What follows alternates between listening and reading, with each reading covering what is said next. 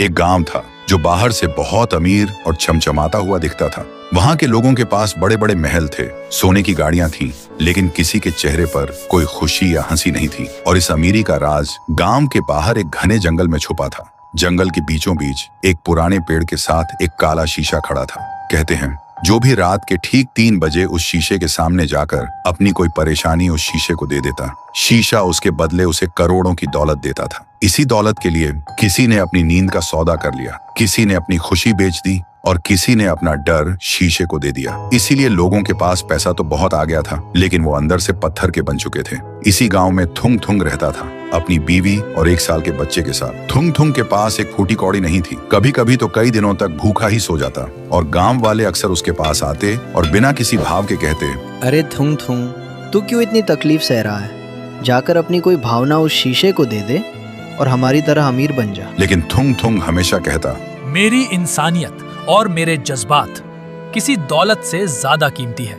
पर कहते हैं ना, गरीबी इंसान को कुछ भी करने पर मजबूर कर देती है। एक दिन थुंग थुंग जब काम से घर लौटा तो उसने देखा उसकी बीवी भूख से हार कर मिट्टी खा रही थी। ये देखते ही थुंग थुंग टूट गया और खुद से ही पूछने लगा, क्या फायदा ऐसी इंसानियत का जब अपना ही परिवार भूखा मर रहा हो। और वो रात के अंधेरे में उस काले शीशे के पास पहुंच ही गया। शीशे के अंदर से एक खौफनाक लाल रोशनी जगमगा रही थी।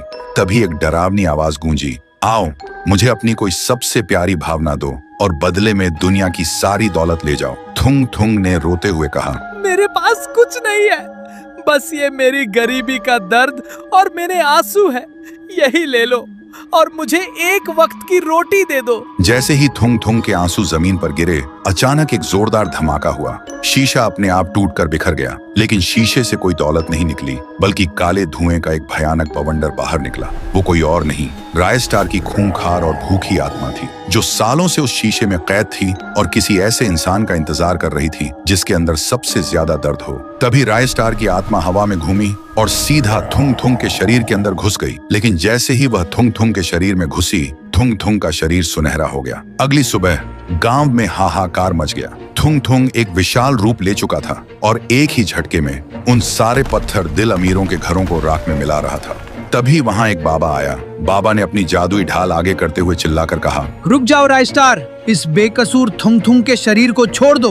और तुम चाहते क्या हो? सुनते ही थुंग थुंग का शरीर धीरे धीरे छोटा होने लगा और एक खौफनाक हंसी गूंजी। फिर एक बहुत ही भारी डरावनी आवाज में बोला, मैं इसे तब तक नहीं छोड़ूंगा जब तक इस वीडियो को देख रहे लोग चुपचाप सब्सक्राइब और लाइक वाला बटन नहीं दबा देते।